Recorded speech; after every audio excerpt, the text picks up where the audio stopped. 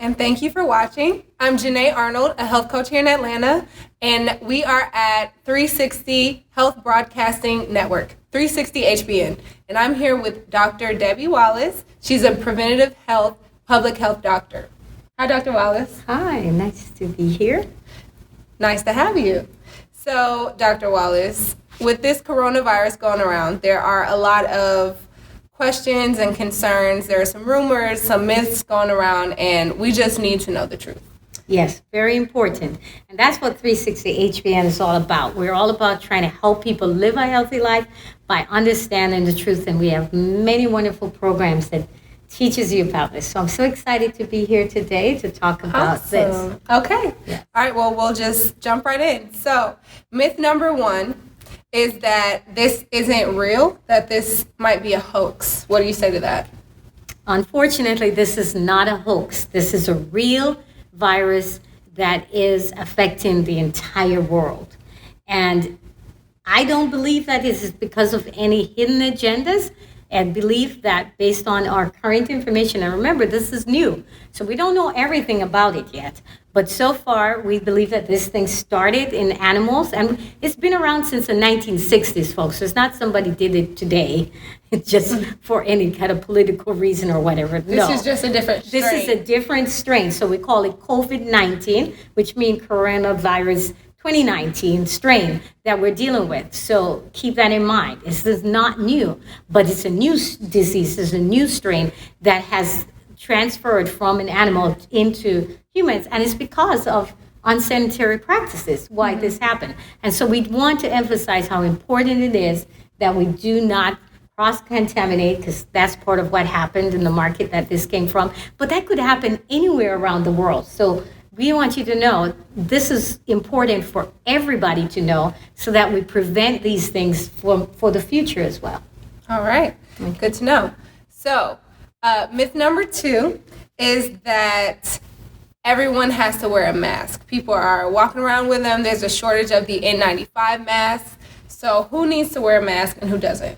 Okay, so everybody doesn't absolutely need to wear a mask, because if you don't have any symptoms of the disease, or you're not sick, or you don't have, and not everybody has it, then there's really no reason for you to be wearing a mask. Furthermore, since there is a shortage, we would prefer, especially the N95, that is the best protection. We want that to be reserved for the people who need it. First responders, number one.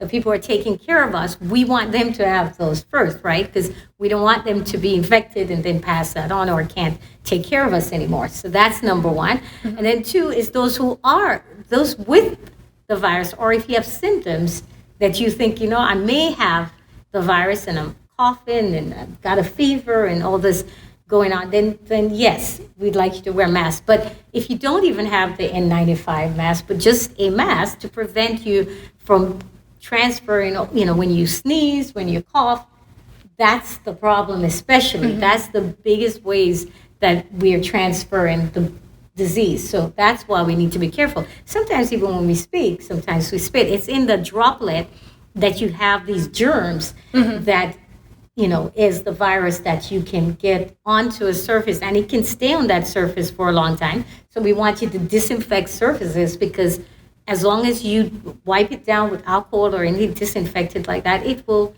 kill it. Or if you wash your hands, if it gets on your hands and you wash it, any soap, it will break out that exterior layer of the virus and will kill it. And so that's what we want you to do, is to practice sanitary things like washing your hands, washing them for not just a few minutes, but for at least, not for a few seconds, but for at least 20 seconds, right? We want to do it long enough so that we kill the germs in our hands before we put it on our face and our eyes or through our nose. We can transmit it. That's when we have a problem, when we transmit it. Right. Okay. So our first responders, those who have symptoms, whether they are the coronavirus or not, and also those with compromised immune systems, right? Absolutely. And, the immune compromised are people with diabetes, cancer, lupus, sickle cell anemia, all these autoimmune diseases, which we have a lot of people, HIV, AIDS, that are immune compromised, they are the ones who are most at risk of getting serious or fatal disease. So we want to make sure that we protect them especially. But yes, that's... Okay.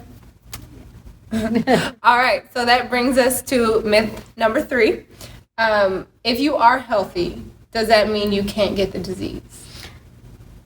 No, you can get the disease even if you're healthy, but you wouldn't necessarily have a severe case. You can have a mild case of it that you could even get over all on your own. That's why it's not necessarily that everybody has to be tested. If you just think you have the disease, sometimes we don't even have access to get tested. If you self-quarantine yourself, you could actually, just get over it in a few days and be completely without it after just a short time. So the number one thing to do is to make sure that, again, you're practicing self-quarantine or staying away from people if you think you have the virus. But again, your question was, if you're immune compromised, if you're healthy, do you have to get the disease? Well, people who are sometimes thinking they're healthy can get immune compromised. Okay. So even if I don't have one of these diseases that I just mentioned, if I'm not eating right, not exercising, not drinking water, and most importantly, not getting enough sleep, you can get immune compromised. I know of an 18-year-old who was otherwise healthy young man that just suddenly died over 20 years ago, wasn't from coronavirus, just because he got a virus, though, of the heart that just took him out. And he wasn't sleeping. He was not sleeping. That was the only thing we knew about him. He had no other condition, no reason that he should have died, except they knew that he was not sleeping for several days, and that's what made him immune compromised. So it's so very important that you understand, please get rest. I know we're stressed out, but we need to get our rest and eat right, exercise, drink water, and stay healthy, and be as healthy as you can be. All right. So this is the 4th myth. May the 4th, yes. So the 4th myth, this really isn't a myth, but maybe a question or concern. Is there a medication out there to treat the coronavirus? Okay, so right as of now, March 23rd, we do not have a treatment that has been FDA approved for this.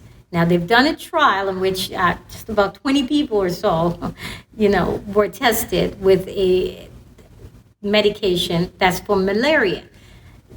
It's not been approved yet for coronavirus. It's a malaria drug, and it's very toxic. It's not a drug you want to just prescribe to just anyone. And so we do not want you to believe those stories, those people out there, even though that there have been some people that you'd want to believe that are saying this, but trust me, that is not correct.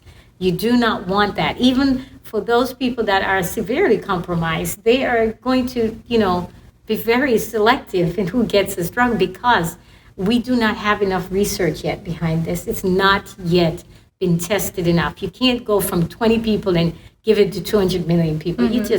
That would be very irresponsible. And so we will not do that because we don't want to create a bigger problem. Right. Okay, because there's huge side effects possible with this drug. So do not go and ask for this drug. The best thing you can do is try to limit your exposure. If you're feeling sick, then do seek help. And the doctors will do the best we can.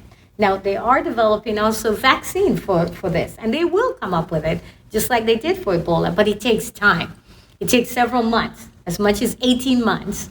Actually, 18 months is fast to get a vaccine. Okay. Yes. So we want to be done with this pandemic spread of this disease. That's the problem. We don't want to have hundreds of thousands of people dying from this disease. That's what we're trying to avoid. And we know, based on other countries and what's going on, when we look at this epidemiology, we know that if you just be very aggressive, just quarantine and get this under control, we can actually eradicate this disease. So why not? It's simple and it's effective. So that's why it's also very costly. A lot of us are going to lose some money, not happy about that myself because we're losing money doing that, but it's better. It's some sacrifices you make to save lives. And that's what this is about. It's better. So even though you're not feeling any symptoms and why am I at home? Everybody's fine. This is great. No, it's not. This is necessary to save lives. That's what it's about.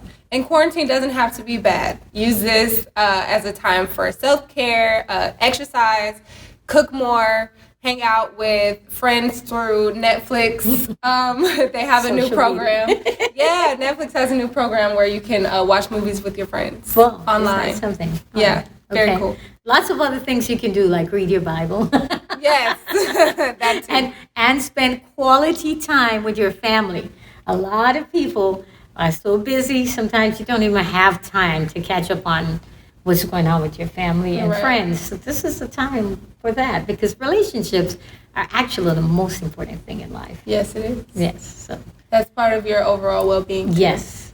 So catch up on that as well. Yeah. Yes. All right. Well, thank you, Dr. Wallace. And thank you for watching. I'm Jennae, and this is Dr. Debbie Wallace. You can find her at 360HBN on Instagram and Facebook, and also 360HBN on Roku.